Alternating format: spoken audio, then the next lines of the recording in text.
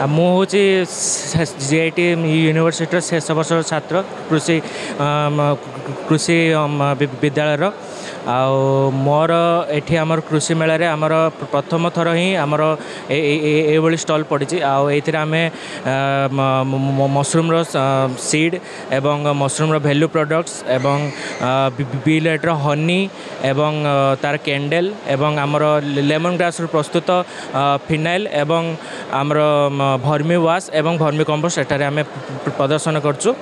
ଏବଂ ଏଇଟା ମୋ ତରଫରୁ ଗୋଟେ ସୁଯୋଗ ଯେ ମୁଁ ମୋ ବିଶ୍ୱବିଦ୍ୟାଳୟ ତରଫରୁ ନିଜକୁ ରିପ୍ରେଜେଣ୍ଟ କରୁଛି। ଆଉ ମୋତେ ବହୁତ ଖୁସି ଲାଗୁଛି ମୁଁ ନିଜକୁ ଗୋଟେ ଷ୍ଟେପ୍ ଆଗକୁ ବଢ଼େଇକି ମୁଁ ମୋ ନିଜ କଲେଜକୁ ଗୋଟେ ରିପ୍ରେଜେଣ୍ଟ କରୁଛି।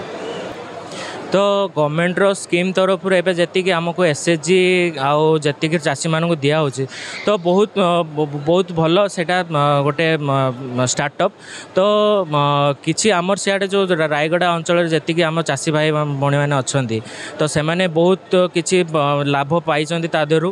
ଏବଂ ଆଉ କିଛି ଜଣ ଅଛନ୍ତି ଯିଏ ପଛରେ ରହିଯାଇଛନ୍ତି। ଆଉ ସେମାନଙ୍କ ପାଇଁ ଆମେ ଆମ GIT ୟୁନିଭର୍ସିଟି ତରଫରୁ ଗଭର୍ଣ୍ଣମେଣ୍ଟ ତରଫରୁ ଆମେ ବି ତାଙ୍କୁ କିଛି ଡାକିକି ଆମେ ଛତୁ ପ୍ରଣାଳୀ ଆଉ ନୂଆ ଇକ୍ୱିପମେଣ୍ଟ ଯେଉଁଟା AI ତରଫରୁ ଯେଉଁଟା ତିଆରି ହେଉଛି ଯେଉଁଟା ଆପ୍ ଯେଉଁଟାକ ଅଛି ତାକୁ ଆମେ ଠିକ୍ ମାନେ ତାଙ୍କୁ ଜଣାଉଛୁ ଯେ ଆମ କଲେଜ ଆମ ଗଭର୍ଣ୍ଣମେଣ୍ଟ ତରଫରୁ ଆପଣଙ୍କୁ କେମିତି ସହଯୋଗ ମିଳୁଛି ଆଉ ଯେଉଁ ସ୍କିମ୍ ତରଫରୁ ଆପଣଙ୍କୁ ଯେଉଁ ମିଳୁଛି ଯେଉଁ ପଇସା ଯେଉଁ SHG ଗ୍ରୁପ୍ମାନଙ୍କୁ ମିଳୁଛି ତାକୁ ଆପଣ କିପରି ଭାବରେ ୟୁଜ୍ କରିକି ଆପଣ ନିଜ ଚାଳିଚଳନ ଉପରେ ଆଉ ନିଜର ଇନକମ୍ କେମିତି ଜେନେରେଟ୍ କରିପାରିବେ ଆଉ ସ୍ୱାଭାବିକ କେମିତି। ତ ଏବେ ଲେଟେଷ୍ଟ ଦେଖନ୍ତୁ ଏବେ ଯେତେବେଳେ ଆମ ଚାଷରେ ଯେତେବେଳେ ପାଣିର ମେନ୍ ସୁବିଧା ଆମର ଦରକାର ତ ସେଥିପାଇଁ ଆପଣ ଡ୍ରିପ୍ ଇରିଗେସନ୍ ଯେଉଁଟା ଆମର ଡ୍ରୋନ୍ ଏବେ ଯେଉଁଟା ଲେଟେଷ୍ଟ ବାହାରିଛି ଯେଉଁ ଡ୍ରୋନ୍ ମାଧ୍ୟମରେ ଆମର ଇରିଗେସନ୍ ଫ୍ୟାସିଲିଟି ହେଉଛି।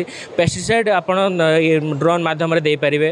ଆଉ ଯେଉଁଟା ଲେଟେଷ୍ଟ ଟେକ୍ନୋଲୋଜି ଯେଉଁଟା ଆମର ହାର୍ଭେଷ୍ଟିଂ ଆମର ଏବେ ଲୋକମାନେ ଆଗରୁ କ'ଣ କରୁଥିଲେ ନା ଧାନକୁ ଆମେ ନିଜ ହାତରୁ କାଟୁଥିଲେ। ଏବେ ତ କମ୍ବାଇନ୍ ହାର୍ଭେଷ୍ଟର ଯେଉଁଟା ସେଇଟା ଧାନ କାଟିବା ସହିତ ତାକୁ ଆପଣ ଧାନକୁ ସେପାରେଟ୍ କରିକି ବି ଦେଉଛି ଆପଣଙ୍କୁ। ମାନେ କହିବାକୁ ଗଲେ ଛୋଟିଆ ଇଏରେ କହିବାକୁ ଗଲେ ମେସିନ୍ ଏବେ ସବୁ କାମ କରି ପକାଉଛି ଏବଂ ଲୋକଙ୍କର ସୁବିଧା ବହୁତ ଏଇଥିରେ ଆପଣଙ୍କୁ ମିଳୁଛି। ତ ଆମ କଲେଜ ଆମ ବିଶ୍ୱବିଦ୍ୟାଳୟ ତରଫରୁ ଆମେ ଯେଉଁ କୃଷି ବିଶ୍ୱବିଦ୍ୟାଳୟ ପଢ଼ୁଛୁ ଆମେ ଏବେ ଶେଷ ବର୍ଷର ଛାତ୍ର। ତ ଆମେ ଶେଷ ବର୍ଷ ଭିତରେ ଆମେ ELP ଯେଉଁଟା କୁହନ୍ତି ଏକ୍ସପେରିଏନ୍ସିଆଲ୍ ଲର୍ଣ୍ଣିଂ ପ୍ରୋଗ୍ରାମ୍ ମାଧ୍ୟମରେ ଆମ କଲେଜ ଆମକୁ 7ଟି ମଡ୍ୟୁଲ୍ ଯେଉଁଥିରେ କି ଆମେ mushroom cultivation and mushroom spawn production ଆମେ ତିଆରି କରୁଛେ। ଆଉ ବି ମାନଙ୍କର ଦ୍ୱାରା ଯେଉଁ ବି ୱାକ୍ସ ଦ୍ୱାରା ଆମେ ଯେଉଁ କ୍ୟାଣ୍ଡେଲ୍ ଆଉ ହନି ଆମେ ପ୍ରଡକ୍ସନ୍ କରୁଛେ। ଆଉ ଆମର ପ୍ଲାଣ୍ଟିଂ ମେଟେରିଆଲ୍ ଯେଉଁଥିରେ ଆମେ ସିଡ୍ଲିଂ ଆମେ ତିଆରି କରୁଛେ ଏବଂ ଭର୍ମି କମ୍ପୋଷ୍ଟ ଯେଉଁଥିରେ ଆମେ ଖତ ଭର୍ମି କମ୍ପୋଷ୍ଟ ଏବଂ ଭର୍ମି ୱାଶ୍ ପ୍ରଡକ୍ସନ୍ କରୁଛେ। ଏବଂ ଆମର ସୁଇଟ୍ କର୍ନ ପ୍ରଡକ୍ସନ୍ ଆମର ହେଉଛି। ଏବଂ ଆଉ ଗୋଟେ ହେଉଛି ଆମର ଡ୍ରଜେରୀ ରିଡକ୍ସନ୍ ପାଇଁ ଆମେ ନିଜ ଇନୋଭେସନ୍ ତରଫରୁ ଆମେ ନୂଆ ମେସିନ୍ ବାହାର କରୁଛେ ଏବଂ ଯେଉଁଟାକି ଫାର୍ମରମାନଙ୍କୁ ସୁବିଧା ଯୋଗାଇବ। ଆଉ ଏତିକି ଆମର ELPର ଆମେ ଶିଖିବାକୁ ପାଉଛୁ। ଆମେ ଏତିକି ଆମର ମଡ୍ୟୁଲ୍ ଅଛି।